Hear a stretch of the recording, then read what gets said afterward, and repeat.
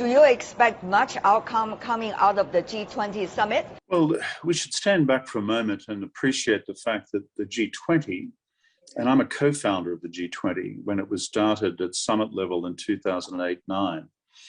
And I remember dealing a lot with Chinese leaders at the time and American leaders at the time about what we'd do in the global financial crisis. And we decided to create this thing at summit level. One of the advantages we thought of at the time is that in geopolitics, when things get really bad between whichever countries, the thing about the G20 is it does each year bring everyone around one table. And therefore the advantage has been on this occasion is that you've had this opportunity for President Xi Jinping and President Biden to get together, as you've had, for example, with Prime Minister Albanese and President Xi Jinping. In other words, it has its own inherent value in normalizing the discourse. And then there's a further reason. This G20, because you have the 20 largest countries in the world around one table, are also saying with a common voice to our friends in Beijing and our friends in Washington, we all want a more stable US-China relationship because it's to the benefit of the entire world. So I think having that as an opportunity where you've got all these leaders from France, from Germany, from the United Kingdom, from India, from Japan, from Korea, from Australia, and other countries, including Canada, around the table, they are all actually conveying a very clear message, which is that we want a more stable geopolitics. We don't wish away all the differences. They have to be worked their way through one by one by one. But I think the advantage of convening is that it makes it very physical.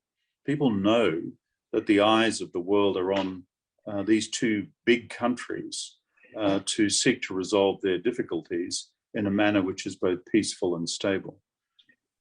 Mr. Prime Minister, as you have noticed on the sideline of G20, China-U.S. leadership met and promised to establish a mechanism on strategic consultations and communications. Now, how much do you see that would provide a stabilizing factor to the bilateral relations?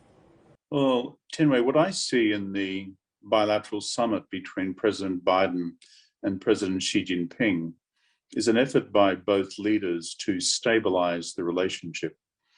You know, and I know, and your viewers know, that the relationship has been deteriorating for quite a number of years now, probably the last 3 years, perhaps even the last 5 years. And as a result, it was in a state of free fall.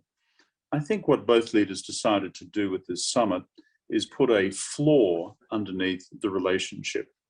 And I think that is a good thing, to stabilize it. But as you know, and as I know, stabilization does not equal normalization. So therefore, there's still a lot of work to be done, which is why I'm also pleased to see that in the Chinese readout from the meeting, they've indicated that US Secretary of State Blinken will be traveling to Beijing early in the new year to do work in that area of strategic communication that you just referred to. And I think to construct a number of stabilization mechanisms for the longer term. But at this stage, what we've done is open the door to that possibility.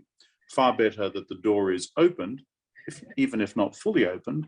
It's far better that that's the case than the door remain slammed shut.